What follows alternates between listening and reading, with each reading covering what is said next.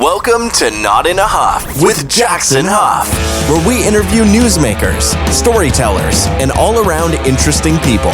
Sit back, relax, unless you're driving, and enjoy the show. Here's Jackson. Hello. I am Jackson Huff. This is Not in a Huff. Thanks so much for joining me. As always, really appreciate it. This week, chatting with Afarin Bellisario. Afarin, an amazing story to be told. She's going to talk to us a little bit about growing up in Tehran, Iran. That's a place that a lot of Westerners, for sure, don't know a ton about. We've heard of Iran based on the government there and their distaste for America. I think that's putting it lightly. But I think that a lot of people look at the country as, somebody who has a lot of suppression of the people, in the vein of North Korea or Saudi Arabia. I think a lot of these countries are opening up just a little bit, but people look at it that way, and that's not really the case. If you look at people there, there is, women there that are educated going to college. There's women there that are there in their mini skirts and living a very kind of living a very Westernistic lifestyle. So we're going to talk to Afarin about growing up there. 20, 30 years ago. We're going to talk about how she came to the United States. We're going to talk about just the differences on the perception of Iran based on just kind of what we see in the news. The important thing to kind of note is that, regardless of what governments do, I certainly am not commenting on that. But just everywhere that you look, you find good people. Whether it's the conversation I had, a year or two ago with somebody who was a tour guide in North Korea. It's great people there. Government, maybe not so much. I think that's the same case here. Great people, but the government has different ideas, certainly about America and Western culture. I think you're going to enjoy this. We talked to Afarin about her book as well. She wrote a book kind of explaining the history of Iran in a palatable way through a fiction story about a girl who grows up in the country. So this is a really, really awesome interview just about a place that we don't know a ton about an amazing person who immigrated here from Iran a good number of years ago. Just kind of the experience of moving here and being from somewhere that people have heard either nothing about or not great things about, and just kind of dealing with that about her book. And it's just a great conversation. So here is Afarin Bellisario. I'm here today with Afarin Bellisario. Ms. Bellisario, how are you? I'm fine. I'm very good. Thank you very much. And, good to be with you this morning. Well, good to have you for sure. Hardest question of the morning. Just introduce yourself. I'm Afarin Bellisario. I was born and raised in Tehran, and I have a Ph.D. from MIT, and I work for a lot of high-tech company. And these days, I mentor a lot of startups, some 300 so far. And I teach entrepreneurship, and I write. And I travel and have fun as well in life. So I love it. We're going to unpack all of that. And I want to kind of start at the beginning because I know it does kind of shape that book we're going to talk about. So talk a little bit about your upbringing in Tehran. Yes, I grew up in a sort of a mixed family, which is not unlike many others. My grandparents on both sides were more of a traditional family. My great grandfather was Russian, so my grandmother was born and raised in a more liberal, if you shall we say, environment. But and then they had a more of a maybe Western lifestyle. But my grandparents from the other side of family lived in a very traditional part of Tehran, in south of Tehran. But my parents, my father was a doctor, was a professor at the University of Tehran.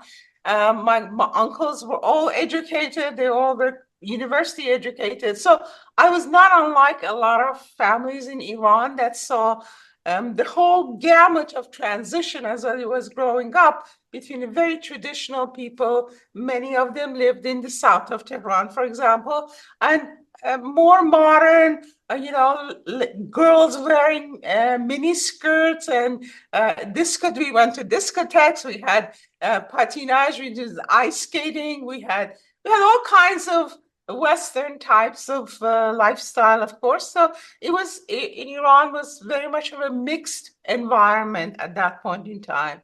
And then I started school, and then there was 70s, and there were lots of turmoil in Iran, and I ended up in United States of America, and I never left.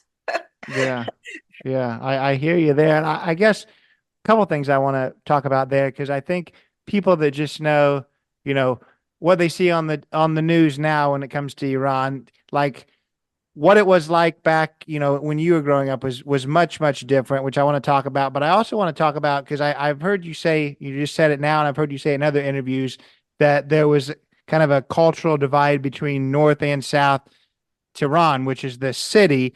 What about the entire country, or was only kind of the city where you were seeing some of those, I guess, modern liberal norms, whatever you want to call it?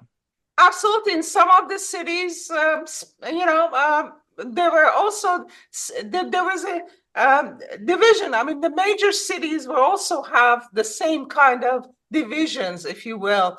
I mean, if you go to Isfahan, part of it was very modern. I mean, it was beautiful, of course, architecture and everything. But some lived more modern, and many lived in a more traditional way.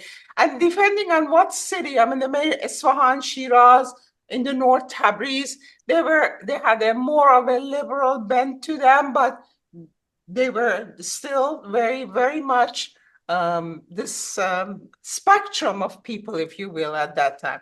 It wasn't so much of a division back then, but it was a spectrum, and so that was the way it was.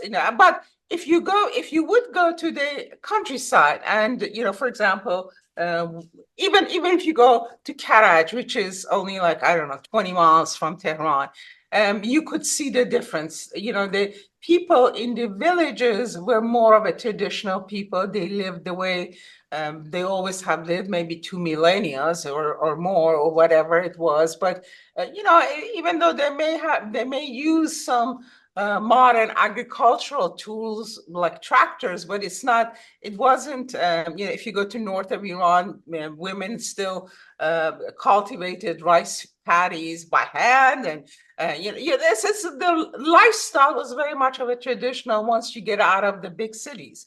But, again, it was sort of people had accepted that as being different. Okay. So that was the way it was. So with that difference of lifestyle, did that, I guess I'm trying to see whether it was truly kind of just a difference in ideology when it comes to, being able to wear, the skirts and be more modern, or whether it was also a difference when it comes to, I guess, being more conservative with dress and stuff like that. And the reason I asked that is I don't know whether I guess it kind of depended on your income and your class. Did it seem like people who, I guess, had more money were the ones that were, I guess, a little bit more liberal, and the people who had less was more traditionalist and more conservative? I don't think it was as much matter of economy as it was the matter of perhaps education and perhaps the way your family treated this. I mean, I know, for example, in the part of Tehran, in the south of Tehran, where my paternal grandparents lived, we always there were people who were very rich, I mean, they were super rich, if you will, but their way of life was very much of a traditional way of life. especially the older generation, they would never go to movies. They never would listen to music, So this was sort of like their way of life. So the way of life was not necessarily economic dependent.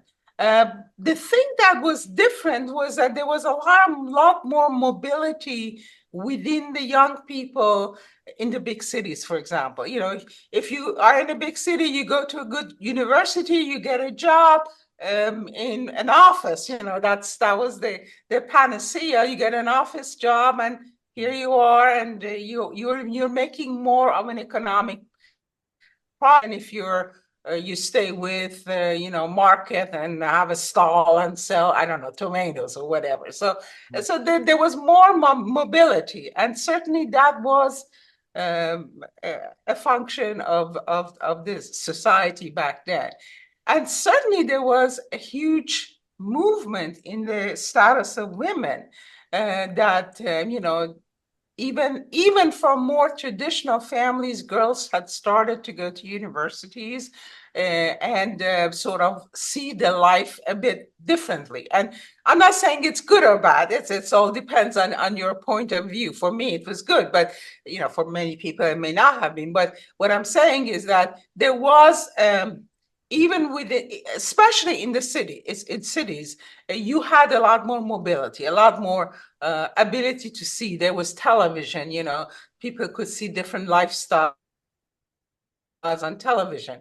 And at least to my mind, I was very young. It was tolerated. People weren't, throwing stones at you, even though you could see that, yes, perhaps in more traditional environment, it was not wise to wear very short skirts or when I would go to Rome, for example, even back then, you would wear a chador or at least a scarf, and a really, tight scarf and chador. So you were aware of differences of people, but certainly it wasn't what it is today, which is very, very aggressive stance of the government. Yeah, no, absolutely. I want to kind of talk about kind of some of those shifts when it comes to, the Iranian Revolution. And then also, I think that it's long enough ago that people kind of forget that before we were kind of adversaries as it seems like we are now, that wasn't the case, many years ago, that the US and Iran had a pretty good relationship. So kind of lump those two together and talk about that. Sure, and again, a little bit of it. I cover the differences between cultures and the beginning of it in my book, Silence Whispers. But Americans were very much revered. For example, again, my father went to an American university, American college, and then American university later on. And we had the American high school in Tehran. Alborz became Alborz College. And it was run by the missionaries. The best hospital in Tehran, at least before my generation, was run by the American missionaries. So Americans we're friends. We were friends, especially Truman's fourth principle did a lot of good in Iran. They built a lot of roads, a lot of American educated. My uncle was MIT graduate. So there were a lot of, university educated young Iranians who were very much disposed to liking America and wanting American lifestyle and American technology. And it's very interesting because in Iran, people are very, not scared, but skeptical and suspicious of, for example, a lot of foreigners, especially British people, which, it's because of the empire, because of the India next door, and, because of all the Michigas that British Empire had done. And they are now, live up to it. But there was always a suspicion, but there was not that kind of suspicion about Americans. Americans, as I said, were very much liked and accepted. especially even today, I was talking to a young Americans who traveled to Iran recently, and he was unfortunately, was arrested and put in jail for a while by Iranian regime, which is totally stupid and totally against everything that we all believe in. But even then, he was saying that people were kind to him and they invited him to their houses, and so it was. Americans were not great Satan, still are not.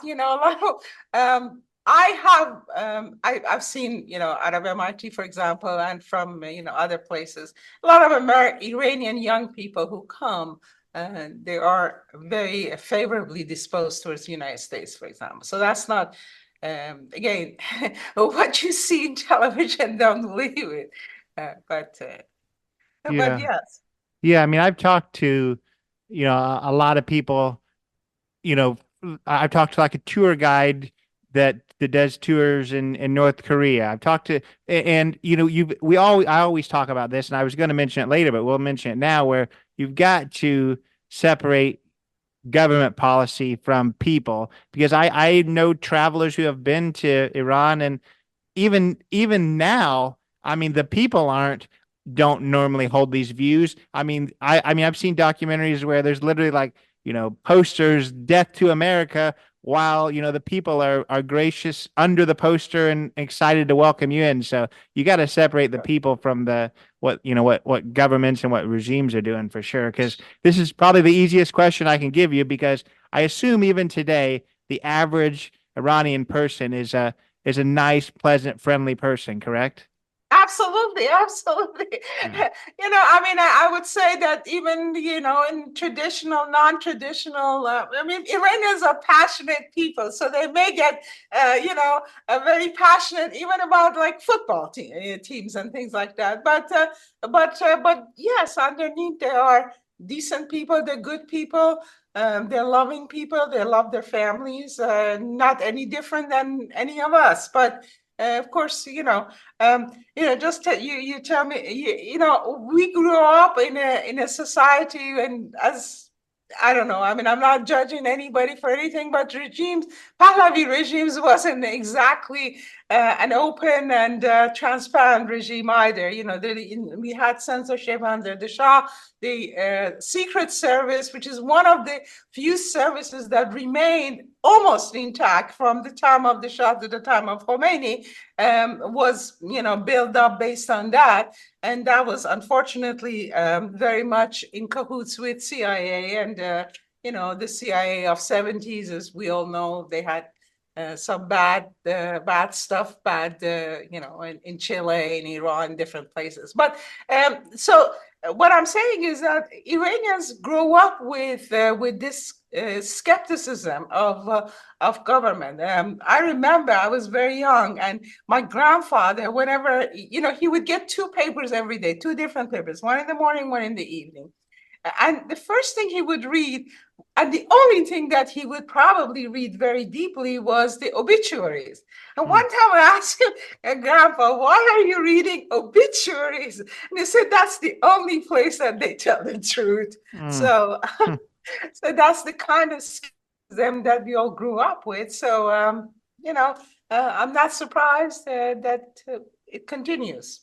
Yeah. And I want to get to your story here in a minute too, but the other thing I want to kind of mention is definitely when you were growing up, and I think even now, from what I understand, just because people don't know a ton about, the country, is now, of course, it's not the US by any means, and a lot of it's due to the sanctions, but it's not Saudi Arabia or Afghanistan. It's not as conservative as that. Like it's relatively, I mean, for the Middle East, it's relatively kind of a open society, if I'm not mistaken, right? Absolutely, Yeah. absolutely, and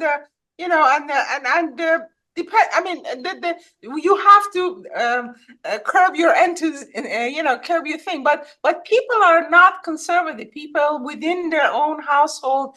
Iran has a very high rate of using internet, which is why government cracks down on internet. You could go to Tehran in this 90s and 2000s today, and everybody has either a satellite dish and certainly connections one way or the other to the outside world, and they travel. If you go to Tehran to Canada, to Toronto, which I go because my uncle and my cousins live there.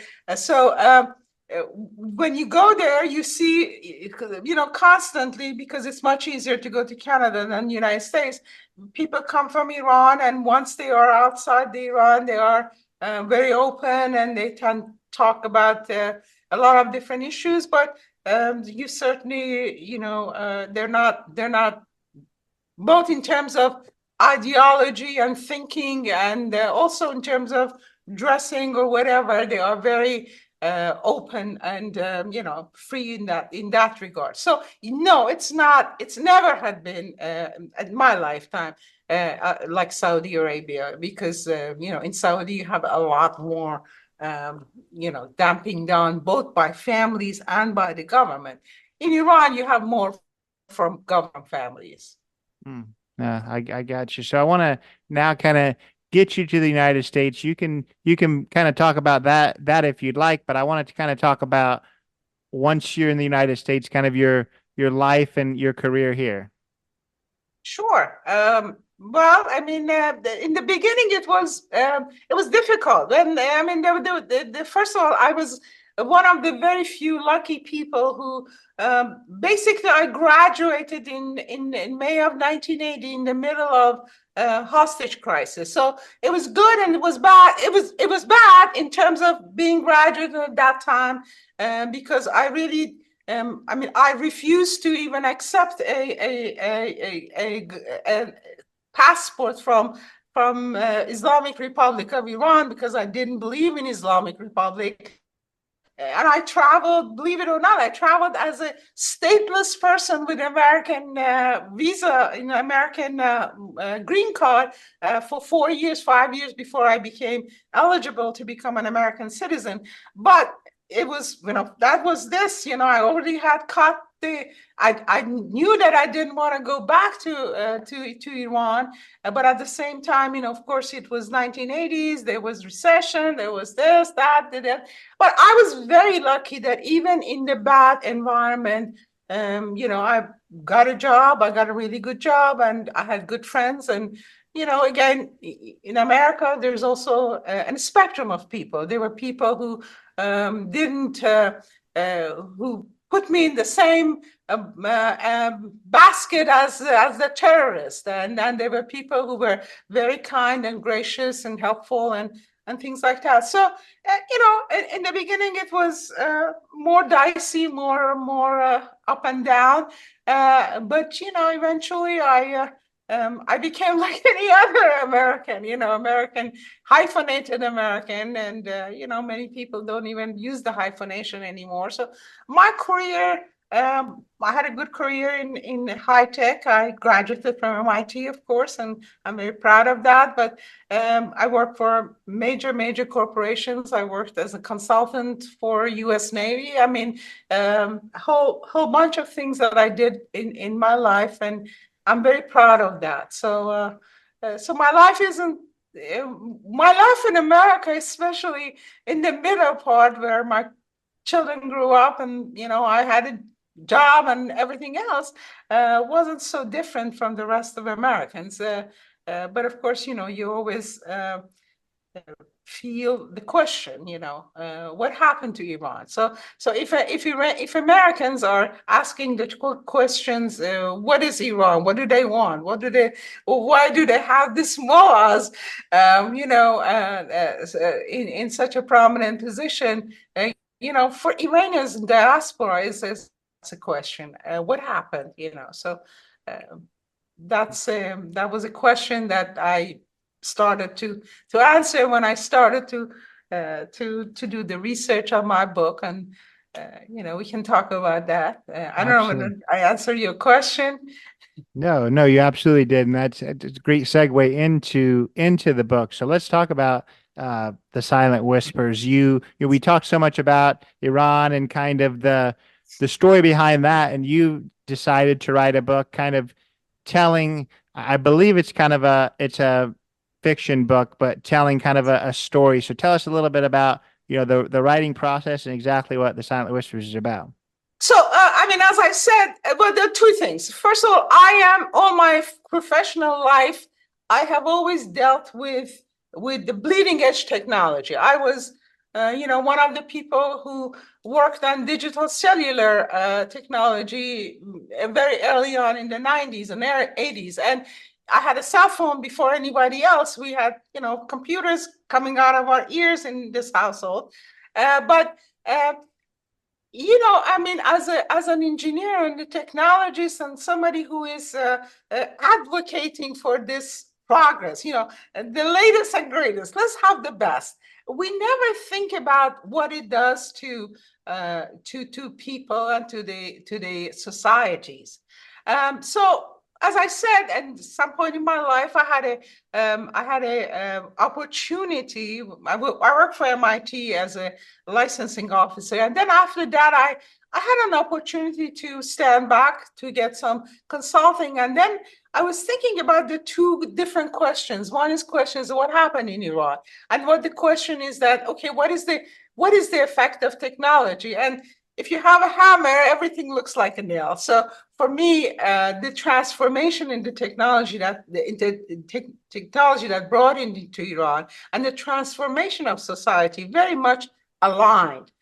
Because you really see that, especially in the beginning of the 20th century, and how it came about, and how some people were sent to be educated in the West, and how they brought new thinking to Iran. And this new thinking in the beginning was, they had common ground, for example, with more traditional people in the beginning of, a late 19th century. They wanted to have a more representative government. There was a constitutional revolution in 1905 and 1906. We had a constitutional monarchy, and we had a parliament and everything else. But then the interest started to convert, to diverge. And the way it happened was that, the more secular people, many of them Western educated in France and whatever, they started to advocate for women's rights, for example. And there were women who were educated and brought in, some different viewpoint. Why should women not go out to work? Why should women not be educated? Why should a girl at 9 be married? There are all the elements of this kind of a secularism, and basically it really was the secularism in the beginning in the parliament in Iran. There was a faction of people, and they were almost the same, equal size, faction of people who wanted to have totally secular laws, division of state and religion, everybody equal under law, and they wanted that to be the constitution of Iran. On the other hand, there were a whole bunch of people who had come from the traditional and Shia background, and we're all Shias, but it's a more of a traditional Islamic background, if you will. And they wanted the constitution to read like Sharia, which is Islamic law, and have, I don't know, women stoned and hands cut and things of that, bad things. So there was this dichotomy, and that's how when I research, and I'm a good researcher, so when I research, I looked at it and I saw that as the beginning. That was when this whole ideas in the first 20 years of the 20th century, that was when all this division happened. So there were divisions between secularism, which really wanted a republic. They really didn't want a monarchy anymore. Then another division who wanted, very traditional, what you see as Islamic Republic, maybe a little less so. But then the clashes happened then, and Iran was destabilized, and of course there was World War I, and they were fighting on Iran even in Iran was itself neutral.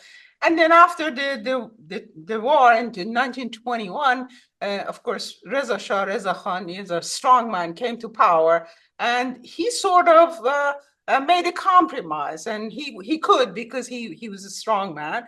And the compromise was that, and he himself wasn't very religious. He actually was very more secular than anything else, even though he was illiterate.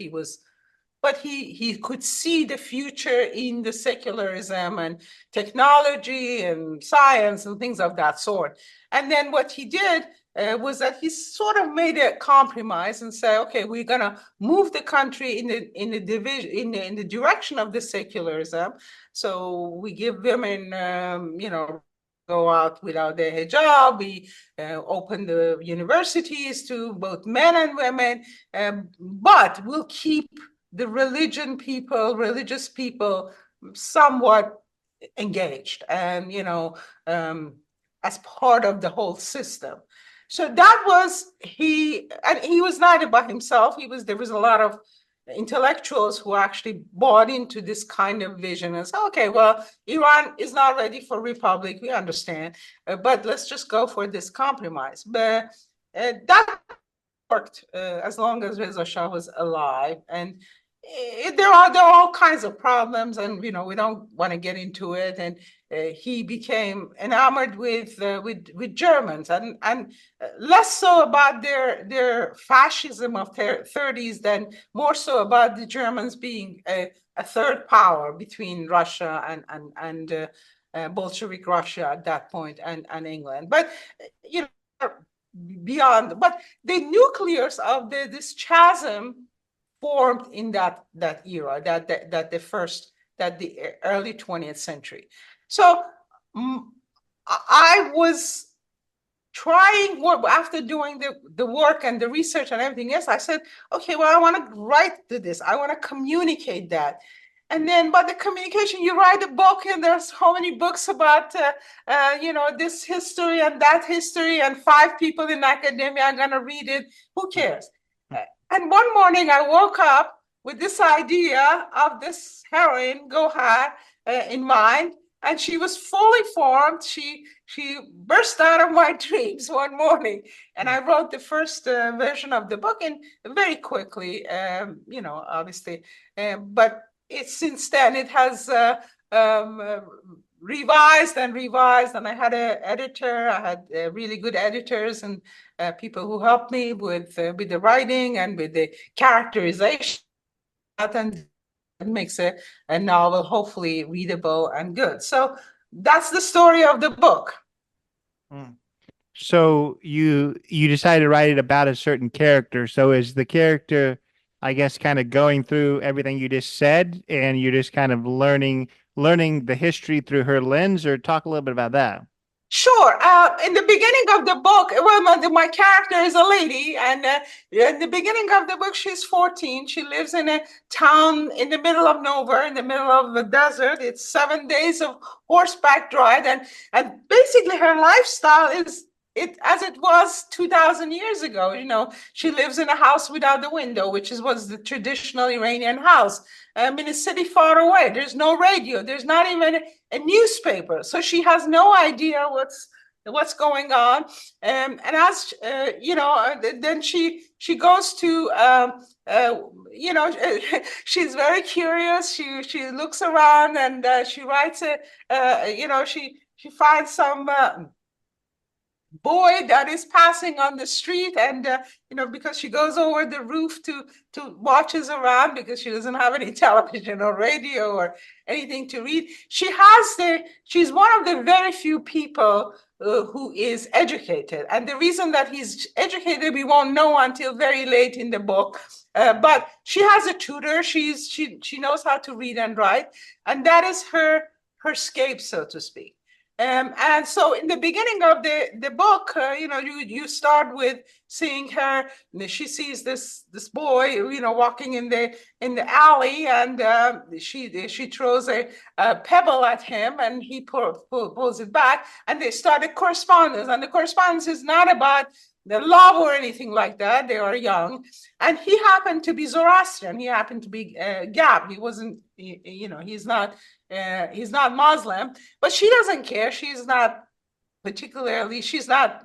She's sort of a free spirit, if you will, but because of her circumstances, she grew up with a woman who's not her mother. The family is not hers. She's an orphan, and so she doesn't have to really be. She can be a little different, and and that's what her circumstances. So, make a long story short, this is the correspondence is discovered, and she's sort of chastised, but because of that, her guardian, the woman who takes care of her, becomes very concerned, because a girl writing to a boy back in the early 20th century is really a taboo. This is what really can make the family ostracized and everything. So she connects with this nobleman in Tehran, and we will find out later on. And in the nobleman adopts the girl, and then there's a long story that but fate brings her to Tehran, and fates bring her to a much bigger arena, and she becomes part of the reform movement in Iran, and she falls in love with some Russian reformer. And then of course, then Russia, of course, attacks Iran, because Russians were very much against the reformist movement in Iran. They didn't want Iran to become independent and modern and advanced. They wanted them to be sort of backward and dependent on Russia for everything. And so this is Iranians supplying Russians with drones these days is sort of like ironic, because for many years Iran was dependent on other countries for military things. Not that I agree with, but that's the historical. But that's the way it goes. And then Russia occupies northern Iran, and this is the real history. Russia occupied northern Iran in 1911, and they stayed there until 1921. So that's and then the turmoil and the destabilization and the country changes. It's sort of, we see this young lady going through all that and see the history from her side, just as things going on, just as things are happening, just as this chasm forms between two parts of the society. We see it from a standpoint of a person who really doesn't belong to either one. And from her standpoint, she's looking for a place for herself. Where am I? So there's an internal question, who am I? Where am I? What's my place in this society? I'm not part of this very stratified, rigid society, because I'm an orphan from, I don't know, the boondocko, and then how much agency I can have over my own life. Can I fall in love with a man that I choose versus a man that was chosen for me? These are all the questions that she goes through. So from standpoint of a character. So, Yeah, I think that sounds amazing. And I wonder now, because it was important to you to write a book that, like you said, it wasn't just 5 people in academia to read. So what do you hope that people get from this book? Is it that you want them to be able to kind of get the history of Iran in a more palatable way, or what are you hoping people gain from the book when they read it? First and foremost, I want them to have fun. Reading a book, it should be fun. I mean, I had fun when I read I don't know, Dostoevsky and Victor Hugo. And the first thing is the fun of reading. So that's why the character is not pontificating. She's living her life and she's telling her story. So that's number one. Number two, I want people to think about first, and then to changes and how these countries go through changes and what it does to the people. I want them to ask themselves, aren't we going through the same changes today in America? Because we do, because we are becoming more polarized, and because we are, as a nation, are also looking for national identity. Who are we? Are we the same in the coastal area as in the middle of the country, or who are we as Americans? And Americans, I mean, we all are immigrants, so it's a big Americans.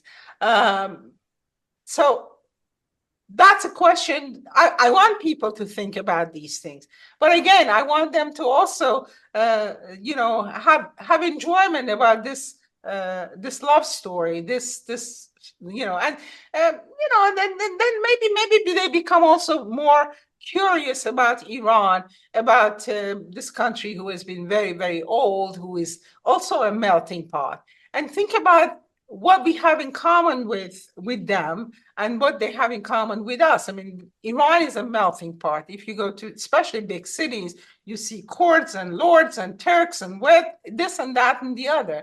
And the same thing here. So that's what I want people to take away. Again, to think about what unite us, both as Americans and both as the Americans and Iranians. So, No, look I at love the that. change. Yeah, I love that, and I think that the what you said kind of is a big thing where we can people look at this and say, oh yeah, that's a story about a country I don't know a ton about. Maybe I wanted to learn about it, but it does sound like, and through our whole conversation, it sounds like, and I'm glad you brought up that theme, that it's really kind of an American story too. Definitely right what we're currently dealing with in our country now. I think that it's something that we all can learn about, when it comes to divisions and clashes and trying to find compromise and all that kind of stuff. It's an important lesson. So I really, really appreciate you sharing it. I appreciate you sharing kind of more about a country that we don't know about. Like we said it earlier, all of these countries are, we don't want to, think of a country as a whole and the people just because of, who leads them. So almost every country, not almost every country, I think is made up of pretty good people, and whether the leaders are good or not, that's for people to decide. So I really, really appreciate your time. I want you now, kind of just in wrapping things up, how can people find the book? How can people connect further with you? Okay, so people can go to the book is on both Amazon and Barnes and Nobles. If they want a Kindle version, of course, Amazon is the place.